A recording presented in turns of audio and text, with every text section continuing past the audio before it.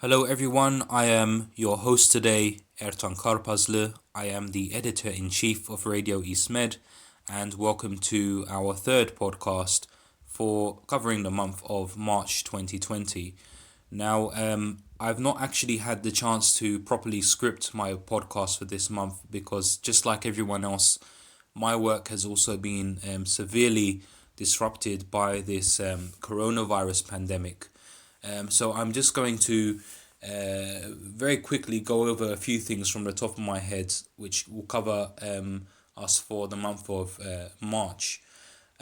Now, the coronavirus is obviously the trending topic all over the world. The entire world has come to a stop because of this pandemic, including wars and a lot of activities related to the news that I follow, the geopolitical developments. Literally everything has frozen. So in terms of that, besides the coronavirus, I don't actually have much content to discuss in the month of March. That's not to say that things have completely come to a halt. In fact, there are many things that are still going on that we cannot be aware of because the coronavirus pandemic has literally taken up all of the airwaves, taken up all of our bandwidth, and a lot of the other stories that we would usually be focusing on have been pushed aside. And it's been very difficult for me as a journalist to actually find and uncover many of the stories that I would usually talk about in my podcasts.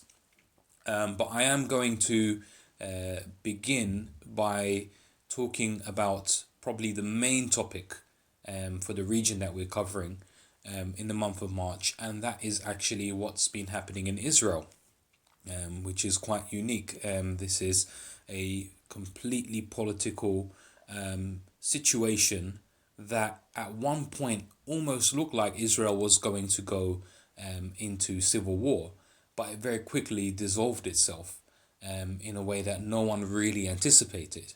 And if you don't know what I'm talking about, as you would know, the country of Israel held national elections, its third national elections, in a space of 12 months, very recently.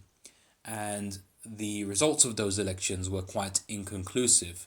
We had the right-wing bloc led by Prime Minister Benjamin Netanyahu's Likud party.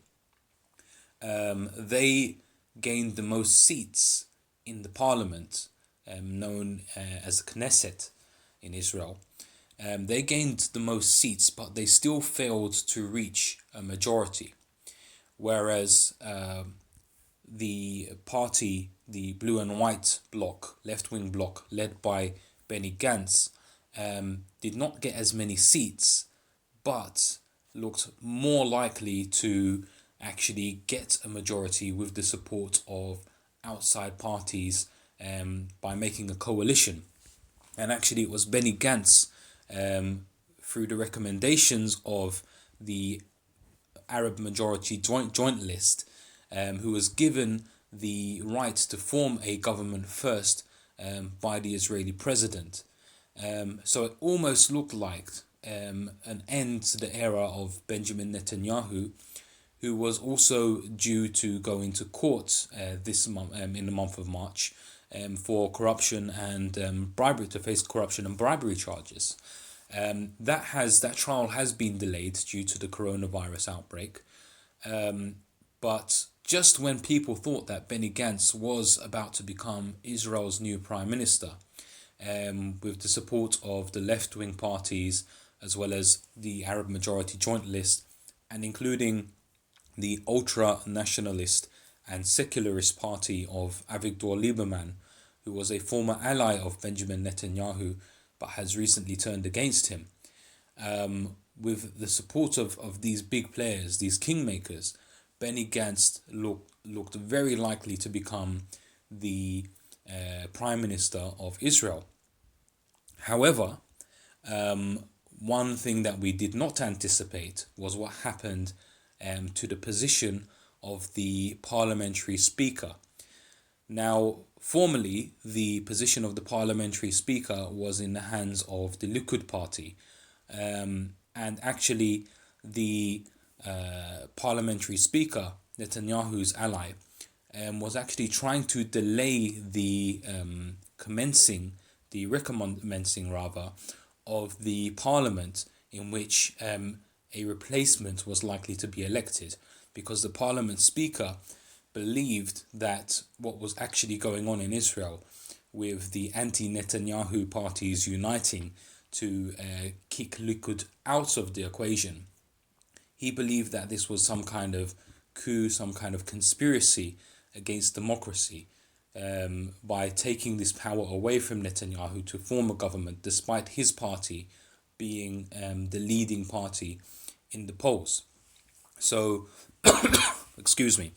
So, the parliamentary speaker was trying to delay the process of electing his replacement, and through the order of a high court, he was forced to recommence the parliamentary sessions.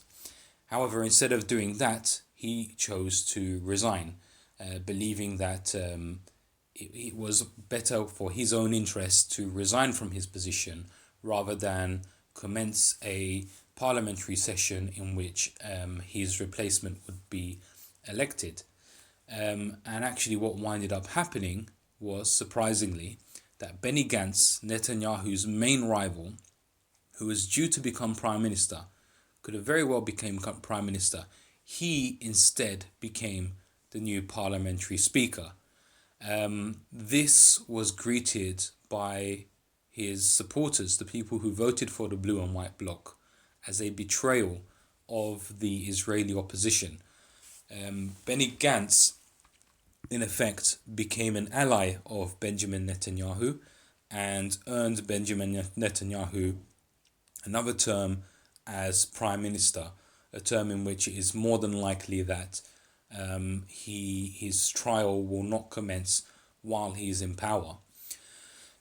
So what ended up happening is, with the main opposition leader abandoning the opposition and joining forces with Netanyahu, albeit with the intention of forming a greater unity government in order to combat the coronavirus crisis. What ended up happening is there was a split in the Israeli opposition. The Israeli left wing completely split. Many of the backers of the blue and white bloc did not accept Benny Gantz's decision. Benny Gantz took his party out of the blue and white bloc, joined it with Netanyahu, whereas big players such as Yair Lapid, who is a leader of a big party in the blue and white bloc, he refused to join. So actually, in effect, now Yair Lapid has become the new opposition head in Israel. He is a left wing, and he continues to fight against Benjamin Netanyahu's domination over Israeli politics. Another major development was also that Avigdor Liberman, who was tipped to be the kingmaker in the Israeli elections, he was made completely irrelevant.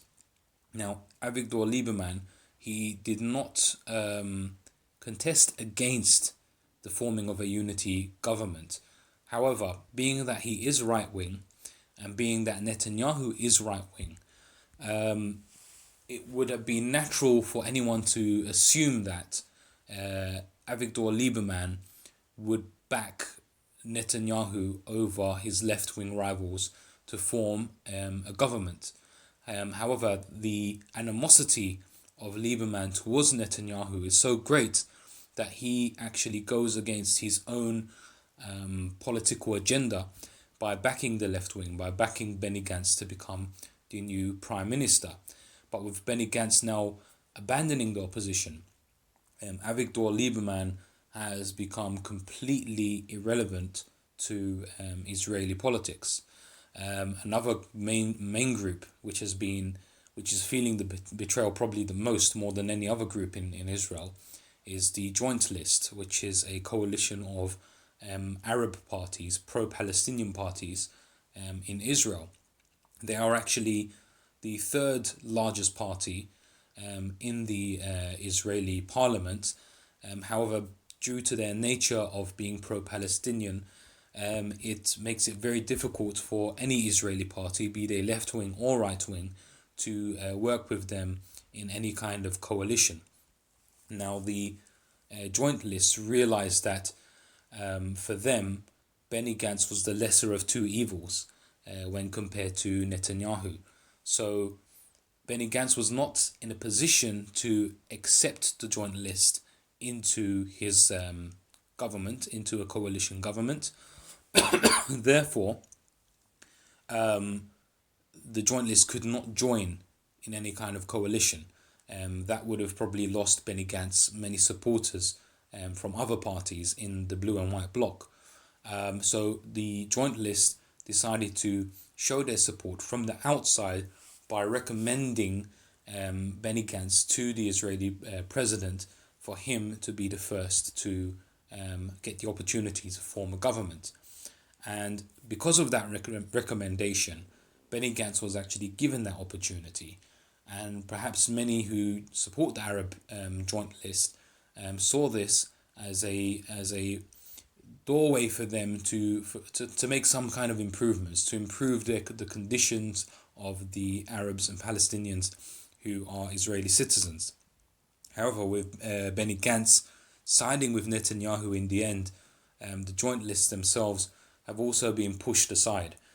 So it's been a great betrayal for them, with Benny Gantz joining Netanyahu as his parliamentary speaker. So that's the situation in Israel. Elsewhere, it's just been dominated by coronavirus.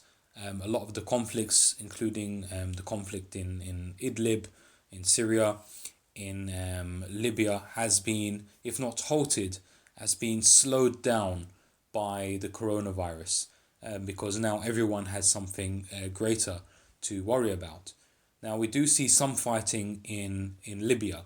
The forces, the eastern forces loyal to renegade General Commander Khalifa Haftar, are still trying to continue their assault into the Libyan capital Tripoli, which is controlled by the UN-backed GNA government. However, they have been slowed down not only by the coronavirus, but also the presence of Turkish troops and the presence of Turkish-backed mercenaries, mainly from Syria, who are in Tripoli, who are helping the recognized government push back Khalifa Haftar's forces. However, they did make some gains in the Abu Salim district, which left them very close. I'm talking about the eastern forces here. They've come very close now to actually seizing key places, strategic places in the city of Tripoli, including the seaport, including the GNA government's own headquarters.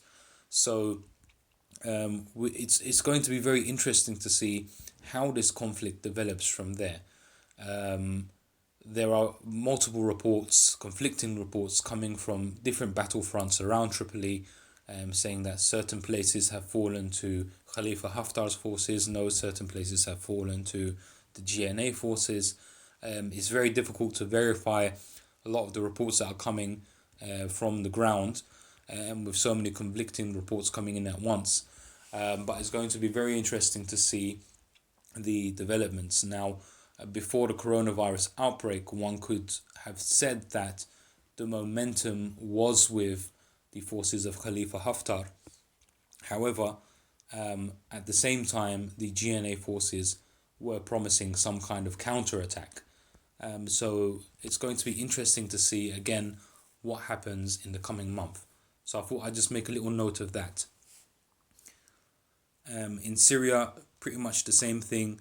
The conflict around Idlib has frozen after quite a eventful month in February. We now see more greater cooperation between Russian forces and Turkish forces who have been patrolling the strategic M4 highway, which connects the city of Aleppo with the port city of Latakia. Some forces loyal to Al-Qaeda linked groups have been mobilizing civilians actually to protest against these joint checks that are taking place by Turkish and Russian forces. And in a few cases, there have actually been clashes between Turkish forces and these militant groups. So it seems now that the battlefront in Idlib is seeing Turkish forces now fighting against militant groups who were previously, or still rather, fighting against the Assad regime. But that does not mean that the Turkish troops and the Syrian regime troops are cooperating. They are still at odds with each other over what's happening in Syria. And Russia is still mediating the situation. Further to all of that, I think I should mention the economic impacts of the coronavirus outbreak, particularly on Turkey and Lebanon. Now, we'll start with Lebanon. If you've been listening to my previous podcast, you'll know what's been happening there. Lebanon has had requested a bailout from the IMF just a couple of weeks ago, in the month of February. And you could see that Lebanon was already in a very dire situation economically. Now with the coronavirus outbreak happening, that's going to get much worse. And in the case of Turkey, we've seen the value of the Turkish lira drop to its lowest in 2 years since the 2018 crisis brought about a recession.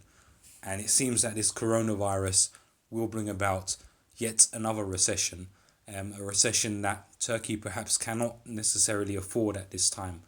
I don't think that Turkey was prepared for an outbreak like this, economically speaking. So it is quite worrying actually to see what is happening to countries that were previously relatively stable in the Middle Eastern region or the Eastern Mediterranean region, and the economic impacts that the coronavirus will have on these countries. Now, even if the coronavirus outbreak is brought under some kind of control in the next month or two, that would be wonderful. But the damage has already been done economically. Currencies are getting devalued, businesses are going bankrupt, people are losing their jobs, and governments cannot keep up with the demand of their people for stability. So it will be quite worrying if this situation winds up with people losing their homes, people marching on the streets, demanding better services that governments cannot afford, and really it could, my fear is that this crisis could lead to the collapse of many nation states as we know it. Now, a lot of countries are taking the hit economically, even the big countries, the powerful countries, with the United States being at the top of that list, having the most cases, and predicting a death toll of around 100,000 people as of now. But these countries, they have the strength to recover from a situation like this, whereas there are other countries who might not have that strength. They might never be able to recover from this. And if those nation states collapse, what we're going to see in countries like Turkey, in countries like Lebanon, people will become more polarized. They will start turning to militant groups. They will start turning to extreme ideologies. And people will literally start fighting each other for the few scarce resources that are left. And where that will lead the Middle East, where that will lead the Eastern Mediterranean, the world in general, God only knows. I could spend a long time speculating about where this is leading, but it can only be speculation. This is something that we have not seen in modern times before, so no one really knows where it's going, but we can only hope for the best. And I hope that this podcast will suffice Besides that, unfortunately, I have nothing else to add this month. I'm praying for everyone. I hope you're all praying for me as well. Let's get through this together. Let's not forget to help each other through this. And hopefully next month we'll have a more upbeat and more informative podcast, and we'll be discussing the regular issues of geopolitics in the Eastern Mediterranean. Thank you very much once again. I've been your host, Ertan Karpazlı, the editor-in-chief of Radio East Med. Thank you very much. Please don't forget to like, share and subscribe. Thank you. Bye-bye.